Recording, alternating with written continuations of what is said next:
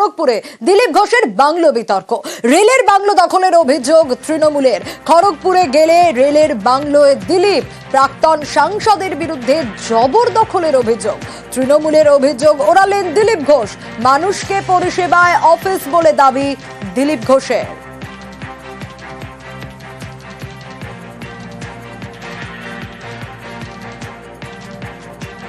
Kharagpur rail quarter, যখনই দিলীপবাবু ওখানে যান, এই 677 নম্বর কোয়ার্টারটায় দিলীপবাবু থাকেন। The said bungalow was allotted to Sri Tushar Kanti Ghosh and the allotment is expired on 31 March 2020। দিলীপবাবু 677 number quarter জবরদখল করে রয়েছেন। সেটাও কি ভগবান রামের ইচ্ছায়? দিলীপ ঘোষ কোন জবরদখল করেনি, ওখানে অফিসের লোককে পরিষেবা দিতাম। ওদের লোকেরা পুরো খড়গপুর জবরদখল করেছে, বাড়ি তৈরি করেছে, এসি লাগিয়েছে, পার্টি অফিসের বোর্ড লাগিয়েছে। ওখানে কোনো বোর্ড লাগাইনি। যে রেলের ইমিউনিটি কমিটি হয়, তার যে মেম্বার, তার নাম অ্যালট হয়, 3 বা 4 বার অ্যালট হয়েছে। লোকের পরিষেবার অফিস তৈরি করে, ওখানে রাজনৈতিক পার্টির নয়, কিছু নয়। আর রামের ইচ্ছায় তো হচ্ছেই। তো শিক্ষার চাকরি গেছে রামের ইচ্ছায়, 26-এ সরকার যাবে রামের ইচ্ছায়। আর এবার নজর রাখবো শরীরে রক্ত বাড়ানোর ওষুধ অ্যালবুটাক। সেই ওষুধই জাল করে বিক্রি। অভিযোগ পেয়ে উল্টোডাঙ্গা, সোদপুর, ব্যারাকপুরে অভিযান রাজ্য ড্রাগ কন্ট্রোলের অফিসারদের। ওষুধের নমুনা পাঠানো হয়েছে ড্রাগ কন্ট্রোলের ল্যাবরেটরিতে। জাল ওষুধ আটকাতে অ্যাডভাইজারি আনছে রাজ্য।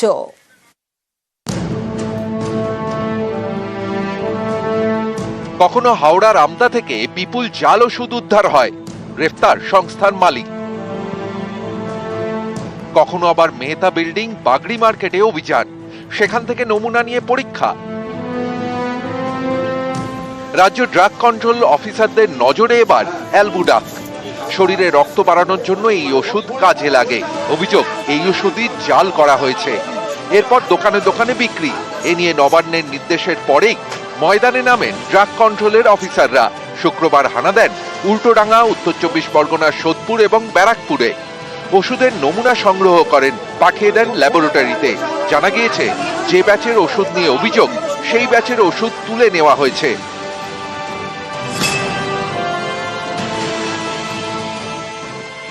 কোথাও জাল ওষুধ উদ্ধার, কোথাও জাল ওষুধ ধরতে অভিযান। জানা গিয়েছে, জাল ওষুধ আটকাতে আগামী সপ্তাহে অ্যাডভাইজারি জারি করতে চলেছে রাজ্য। সব ওষুধের দোকানের মালিক, ফার্মাসিস্ট, ডিস্ট্রিবিউটর, হোলসেলারদের এর আওতায় আনা হবে। ওষুধ কেনার সময় তারা কোন বিষয়গুলি নজরে রাখবেন, তা অ্যাডভাইজারিতে দেওয়া থাকবে। যেমন, প্রতিটি ওষুধের কিউআর কোড স্ক্যান করা, ওষুধের ব্যাচ নাম্বার দেখে অনলাইনে মিলিয়ে নেওয়া, ওষুধ কেনার আগে সংশ্লিষ্ট সংস্থার সম্পর্কে বিস্তারিত ধারণা নেওয়া, যে গোডাউন থেকে ওষুধ আসছে সেই গোডাউনে কখনো অভিযান হয়েছিল কিনা, সংশ্লিষ্ট ওষুধ সংস্থা কখনো ব্ল্যাকলিস্টেড কিনা, লাইসেন্স বাতিল হয়েছিল কিনা, এই সব খোঁজ নিতে হবে। এমনই বেশ কয়েক দফা গাইডলাইন দিতে চলেছে নবান্ন। এ বিষয়ে সম্প্রতি নবান্নে উচ্চ পর্যায়ের বৈঠকও হয়েছে। জাল ওষুধে তদন্ত করতে গিয়ে একের পর এক গুরুত্বপূর্ণ নথি ও তথ্য পেয়েছেন ড্রাগ কন্ট্রোলের অফিসাররা। আর তার মধ্যেই এবার জাল ওষুধ আটকানোর জন্য রাজ্য অ্যাডভাইজারি জারি করতে চলেছে। উদ্দেশ্য একটাই, দোকানদার থেকে শুরু করে হোলসেলাররা এই ওষুধ কেনার সময় যাতে সতর্ক থাকেন। ক্যামেরায় সুমন বোসের সঙ্গে সোমরাজ বন্দ্যোপাধ্যায়, নিউজ 18 বাংলা, কলকাতা।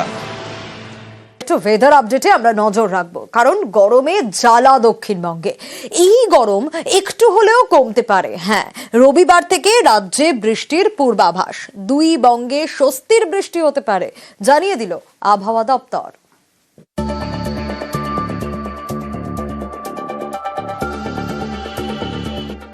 মার্চ পেরিয়ে এপ্রিল মাস এগোতেই গরমের অস্বস্তি বাড়ছে।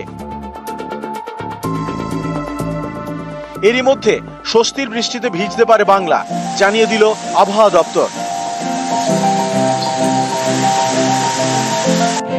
রবিবার দক্ষিণবঙ্গে বিক্ষিপ্ত বৃষ্টির পূর্বাভাস। বৃষ্টি হতে পারে উত্তর এবং দক্ষিণ 24 পরগনা, নদিয়া, মুর্শিদাবাদে। সোমবার দক্ষিণবঙ্গের সব জেলায় দমকা হাওয়ার সঙ্গে বিক্ষিপ্ত বৃষ্টির পূর্বাভাস। মঙ্গলবার ঝাড়গ্রাম, বাঁকুড়া, পুরুলিয়া, পশ্চিম মেদিনীপুর, পশ্চিম বর্ধমান, মুর্শিদাবাদে বৃষ্টি হতে পারে। বুধবার দক্ষিণবঙ্গের সব জেলায় বিক্ষিপ্ত বৃষ্টির পূর্বাভাস। 7 তারিখ দিন মোটামুটি ভাবে সমস্ত দক্ষিণবঙ্গের সবকটি জেলাতেই বিক্ষিপ্ত বৃষ্টিপাতের সম্ভাবনা, দমকা হাওয়া ও বজ্রপাতের সম্ভাবনাও রয়েছে। উত্তরবঙ্গে সবকটি জেলাতেই বৃষ্টিপাতের সম্ভাবনা রয়েছে। গাস্টি উইন্ড ও বজ্রপাতের সম্ভাবনা রয়েছে দার্জিলিং, জলপাইগুড়ি, কালিম্পং ও আলিপুর। এই যে দক্ষিণবঙ্গের ফোরকাস্ট যেটা দিলাম, কলকাতা জেলাটাও তো দক্ষিণবঙ্গের মধ্যে, তো সেই অনুরূপ ফোরকাস্টই কলকাতা জেলার জন্য থাকবে।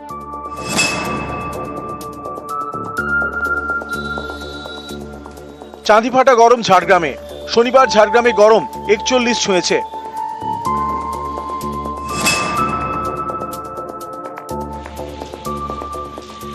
বাঁকুড়ায় 40 ছুঁই গরম। শনিবারের সর্বোচ্চ তাপমাত্রা 39.9। গরম থেকে রেহাই পেতে পারে দক্ষিণবঙ্গ। রবিবার থেকে স্বস্তির বৃষ্টিতে ভিজতে পারে বাংলা। নিউজ 18 বাংলা। আর এবার শিলিগুড়িতে আমরা নজর রাখবো কেন, কারণ সেখানে জলের পাইপ ফেটে বিপত্তি। নকশালবাড়ির গ্রামে জলকষ্ট চরমে, আর জলের কষ্ট মানে তার সত্যি ভয়ঙ্কর।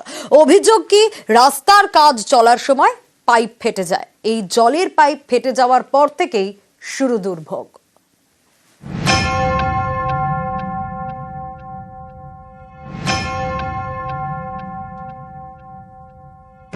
ফেটে গিয়েছে জলের পাইপ, পড়ে পড়ে নষ্ট হচ্ছে জল। অভিযোগ, এই পাইপ সারানোর নামই নেই। তাই নকশালবাড়ির গ্রামে চরম জল কষ্ট। কল থেকে জল পড়ে না। শিলিগুড়ির নকশালবাড়ি, এখানে মনিরাম গ্রাম পঞ্চায়েতের কেটুগাবুর জোত। এখানে বাড়ি বাড়ি পৌঁছেছে জলের লাইন, বসেছে কল। সেই কল থেকে জলও পড়তো, কিন্তু মাসখানেক আগে থেকে দুর্ভোগের শুরু। কেটুগাবুর জোতে শুরু হয়েছে নতুন রাস্তা তৈরির কাজ। অভিযোগ, সেই কাজের সময় ফেটে যায় জলের পাইপ। পাম্প চালালে পাইপের ফাটা অংশ দিয়ে জলের স্রোত, কিন্তু কল থেকে জল পড়ে না। অভিযোগ, এই নিয়ে জনস্বাস্থ্য কারিগরি দপ্তরের কর্মীদের বারবার জানিয়েও লাভ হয়নি, পাইপ সারানো হয়নি। তাই চরম সমস্যায় 50টি পরিবার। বাধ্য হয়ে জল আনতে যেতে হয় পাশের গ্রামে। পাইপটা ফাটলো, ওই যে ডোজার ছিল, ডোজার গাড়ি দিয়ে মাটি তুলে ওই পাইপটা ফাটিয়ে গেছে। 1 মাস হয়ে গেল, বহুত সমস্যা, পুরা জল নষ্ট হচ্ছে, জল একদম ভাসিয়ে চলে যাচ্ছে। জল আসবে বলে কল বসালো, ওই জলে নাই, জল তো রাস্তার মধ্যে এসে পাইপটা লিক হয়ে গেছে।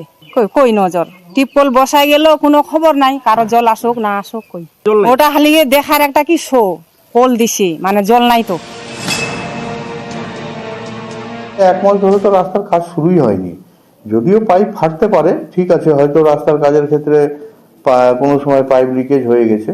এই ধরনের কোনো কমপ্লেন তো গ্রামবাসীর তরফ থেকে কেউ আমাদেরকে কমপ্লেন করেনি। আমি রাস্তাটা 2 দিন পূর্বে দেখতে গিয়ে আমি নিজেই দেখি যে পাইপটা কবে থেকে বললো, কিছুদিন পূর্বে থেকে। আমি নিজেই পিএইচই ডিপার্টমেন্টকে ফোন করেছি, হয়তো আজকালের মধ্যে সেটা ঠিক হয়ে যাবে। নকশালবাড়ি থেকে বিশ্বজিৎ মিশ্র, নিউজ 18 বাংলা। দুর্গাপুরে চাঞ্চল্যকর অভিযোগ জমির দালাল এবং প্রমোটারের বিরুদ্ধে। একটা সরকারি জমি, সেই সরকারি জমিতে শিশু উদ্যান, সেই পার্ক দখল করে বিক্রির ছক। দুর্গাপুরে এই অভিযোগ, পার্কের একটি অংশে স্বাস্থ্য কেন্দ্র করতে চায় পুরসভা, আর সেই কাজেও বাধা দেওয়ার অভিযোগ রয়েছে। আর এ নিয়েই পুলিশের নালিশ দুর্গাপুর পুরসভার।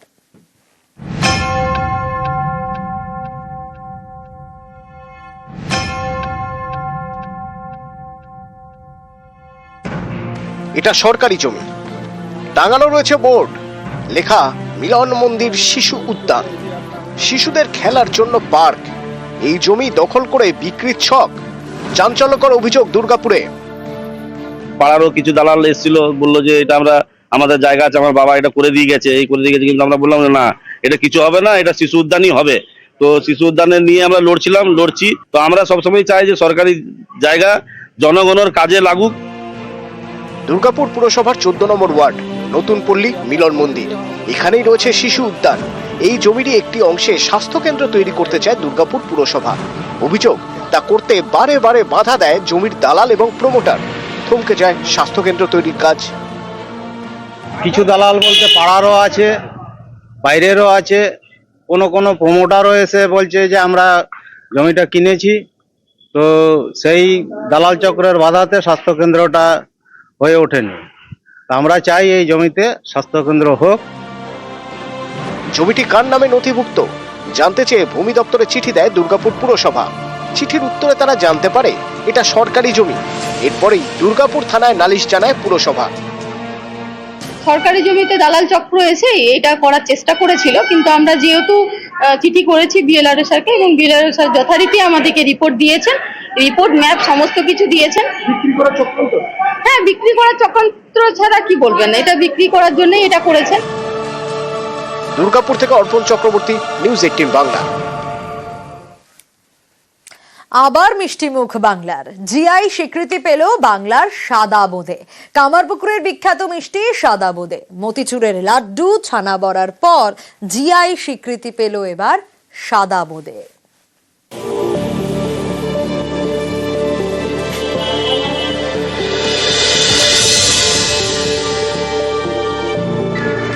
কথায় আছে কামারপুকুর, শ্রী রামকৃষ্ণ এবং সাদা বোঁদে, এই তিন নাকি এক সুতোই গাঁথা। হুগলির কামারপুকুরের বিখ্যাত মিষ্টি সাদা বোঁদে, এই সাদা বোঁদে পেল কেন্দ্রের জিআই স্বীকৃতি। ঠাকুরের খুব প্রিয় ছিল, ঠাকুর এবং সারদা মায়ের, যার জন্য এখানে সাদা বোঁদে জিআই পেয়ে গেছে এবং আমরা খুব খুশি হয়েছি দোকানদাররা, এবং চাহিদাটা আশা করি বাড়বেই। কামারপুকুরের বোঁদে, এই বোঁদের রং সাদা। কলাইয়ের ডালের গুঁড়ো এবং চালের গুঁড়ো দিয়ে এই বোঁদে তৈরি করা হয়, তাই এর রং সাদা। ঠাকুরের জন্মস্থান এবং আমরা এখানকার বাসিন্দা হতে পেরে, এবং ছোটবেলা থেকে কামারপুকুরে সাদা বোঁদে এটা একটা ঐতিহ্য রয়েছে, এবং আমাদের ভারতে কেন অন্য কোনো দেশেতে এই ধরনের মিষ্টান্ন দ্রব্য কিন্তু কামারপুকুরেই পাওয়া যায়, অন্য কোনো দেশে পাওয়া যায় না। জিআই ট্যাগ অর্থাৎ জিওগ্রাফিক্যাল ইন্ডিকেশন। সম্প্রতি জিআই ট্যাগ পেয়েছে বহরমপুরের ছানা বড়া এবং বিষ্ণুপুরের মতিচুরের লাড্ডু। সেই তালিকায় যোগ হলো কামারপুকুরের সাদা বোঁদে। জিআই স্বীকৃতি মেলার পর এই বোঁদের ব্যবসার যে প্রসার আরো বাড়বে, তারই আশা করছেন কামারপুকুরের মিষ্টি ব্যবসায়ী থেকে স্থানীয় বাসিন্দারা। হুগলির কামারপুকুর থেকে শুভদীপ ঘোষ, নিউজ 18 বাংলা।